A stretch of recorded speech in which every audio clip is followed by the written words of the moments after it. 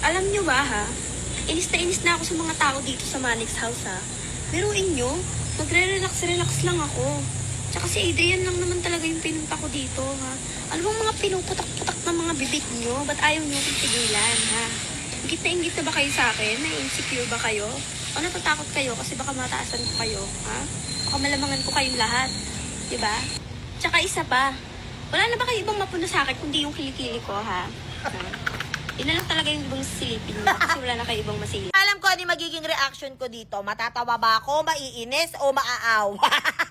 Kasi naman, itong si Yani Jutes na ex-girlfriend ni Adrian nagpupumiling, ha? Puntahan nga natin siya. Wait lang, nagigigil na naman ako. Nagigigil ako eh. Hoy, Yani Jutes. Ano yung sinasabi-sabi mo, ha? Ano yung in-upload mo na yun na parang naiingit kami sa'yo, na parang gusto ka naming, natatakot kami, tataasan mo kami? Ayun, nananahimik na ako dito, di ba? Nag-iisa na lang ako. Lumalayo na ako sa inyo. Lapit kayo ng lapit. Eh bakit kasi ganun yung mga ina-upload mong video? Sinasabi mo pa na na natatakot kami, na mataasan mo kami. Eh yung height mo nga hindi na tumaas. Totoo naman, di ba? Kung di kayo naiinggit, sa lahat hindi naiinggit, sa lahat ng walang pakialam, kayo react ng react. Ha? Ano ba pinagagawa ko sa inyo, ha? Natatakot ba kayo na malamangan ko kayong lahat, ha? Malamang. Ayoko na lang magsalita. Ayoko, sabi kasi ni mama, pag wala ka daw magandang sasabihin, dapat ako hindi ka na magsalita. Medyo nanggigigil lang talaga ako sa'yo. Tsaka malamang, talagang anuhin kita, kapatid mo lang naman, yung pinunta mo dito. Oh, kapatid ko yon. Para sabihin ko sa'yo, ati ako, tapos binabasis mo ko na ganyan. Tsaka yung kilikili mo, ano sabi mo? Kilikili mo na lang din napapansin namin. Malamang kahit sino mo mapapansin talaga yung kilikili mo. Ayun na nga. Kilikili ko lang na napupunan nyo kasi wala na kayo ibang mapupunan kasi ang ganda ko, di ba? Maganda kang saktan. Nanggigigil ako sa'yo. Ibas nyo yan!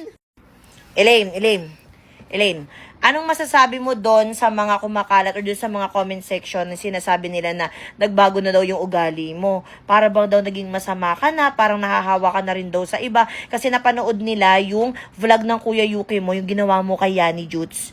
'Di ba? Yung hinagisan mo ng cake sa mukha. Eh, birthday na birthday. Anong masasabi mo doon? Parang di naman. Anong parang di naman? Ang bawa naman na hininga. Parang di naman sumama yung ugali ko kasi Ano? ako pa rin naman to eh. Ay, Kahit sila ate, pag sila ginawan ng masama, Oh. tapos, alam mo yon yung pag ginawan ka ng masama, kaysa naman hindi ka lumaban. Kasi ako dati, Hindi kasi nasanay sila sa'yo dati na hindi ka lumalaban oo, talaga. kasi hindi talaga ako lumalaban. Kasi pag hindi ka lumaban, lalo ka nga apihin. Ah. Mamali. Sabi nga ni Shelane, Oh. matuto kang lumaban para mapagtanggol mo yung sarili mo. Oh, hininga mo ng nanonood Wala ko. si Shelane ganun, para matutong lumaban. Kaya Lumaban ngayon, ka din. pagka inaano ka, pag kinakanti ka, kumbaga parang, huy, lumalaban ka na, ganon. Oo, lumalaban na ako. Kung alam nyo lang Eh, kung pero ano nga ba. kasi birthday nga kasi niya. Birthday niya. Bakit nung birthday ko last year, ginanon gano'n rin naman niya ako, ah. Ay, oo nga pala, no? Alam mo. Oo, naalala ko nga. Pero hindi ka nagsisisi na ginawa mo sa kanya yon? Nagsisisi. Nagsorry nga ako sa kanya. Hindi nga ako umimik sa kanya nun eh. Pero Ay, siya, totoo. tignan mo, tumitira-tira pa dito sa bahay nang walang paalam, pero winelcome pa rin siya dito. Oo nga, kasi nga, Tapos di ba? ako pa sasabihan nyo ng masama ugali. Hindi, actually, Alam nyo lang. pati yung mga fan kasi yung sinasabi din masama nga din daw ugali mo. Sumama Ganun daw. talaga, people change. Kahit kayo, api-apihin yung mga kapatid. Bakit ganyan? Api-apihin yung mga kapatid nyo. At bakit? Api-apihin yung mga kapatid mo, hindi ka ba lalaban? Ikaw kunyari ate nilait ako ng Aba, ibang syempre, tao. hindi pwede yun. Hindi pwede Labanan yun. mo, di ba? Kaysa naman Oo. Sige pa, kaya mo yan. Labanan mo lang, ipagpatuloy mo, nakakatuwa ka. Oo, Di ba? Sabagay. Sabagay. May tama ka naman doon. May tama ka. Ganyan yung mukha ko. Ha? Bakit? Wala namang Mukha bago. kong avatar. Hindi! Aawa na ako sa mga makeup brush ng kapatid kong si Elaine, kaya ako na mismo yung bumili ng makeup cleaner brush. 'Di ba? Napaka talaga nung bata niya. So as you can see, actually bago lang din to ha. Kasi mga makeup brush ng mga kapatid ko na yon is parang disposable. Pagkagamit makikita mo kung saan na lang din. So kabibili lang din yan, pero tignan niyo na kung gaano kadumi. 'Di ba? Ew. So, bumili ako nito, sakto kasi nakita ko to sa TikTok, ito, brush cleaning soap, di ba? So, nakita ko na meron na siyang meron na siyang kasamang ito, yung dito mo ibabrush yung mga yung mga brush, ibabrush yung mga brush? So, dito mo tayo ilalagay yung mga brush, tapos, bango. Ang bango ng soap niya. So, ito yung soap niya. Ito yung pinaka pagbabrush siya ng brush. Oh! Tapos, ang gagawin dito, lalagyan lang siya ng tubig. So, babasain ko lang siya ng water. Ayan, water. Ayan, binasa ko na ng water. Ayan. Tapos, lalagay na natin yung brush. Ayan. Yuck! Ang dumi. Ew! Ah, diba? Ayun yung magiging itsura niya. Tapos, wait lang. Basain pa natin. Kasi, mukhang kailangan na kailangan talaga. Ayan ang itsura niya. Tapos, after nun, pag nalagyan nyo na ng soap, ang ingay ng pinto, pasensya na kayo, ilalagay nyo dito. Kumbaga dito yung dito niya pinakalilinisin, yung pinaka-brush. So, kailangan talaga dito, nasa lababo dapat tayo kasi para makita sana nila. Pero tinamad ako, oo. So, nilagay na lang natin dito. Lagyan na lang natin siya. So, gaganituhin nyo siya para malinis mismo yung kanyang brush. O, diba? Ang galing. So, ako na nagmagandang loob. Ako pa rin magalinis at mga brush ni Elaine. Diba? Kaya kung marami kang maduduming brush dyan para hindi hassle linisin, bumili ka ng ganito, ilalagay ko sa yellow basket kasi sulit na rin. Diba? Nagkaroon pa ako ng trabaho ngayon.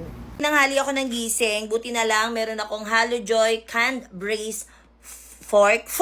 Pork yun, ate, pork. Gusto ko din kasi siyang tikman kasi nakita ko din siya dito sa TikTok. Siyempre, alam mo naman, pagka-ingitero yung ate nyo. Gusto ko talaga yung mga ganito, yung mga pagkain ba.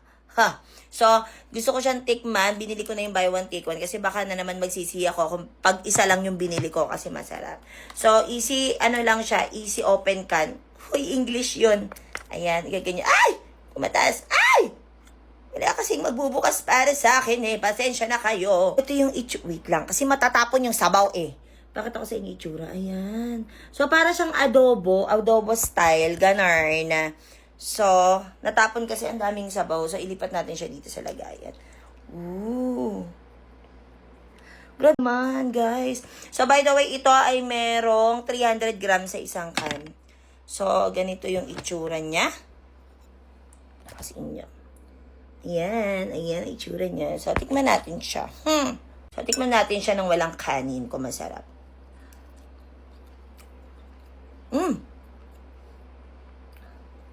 Sarap. And subukan naman natin siya ng may kanin. Ang sarap niya, ha? Panglaban to. Pwede nyo itong baunin sa school, sa work nyo.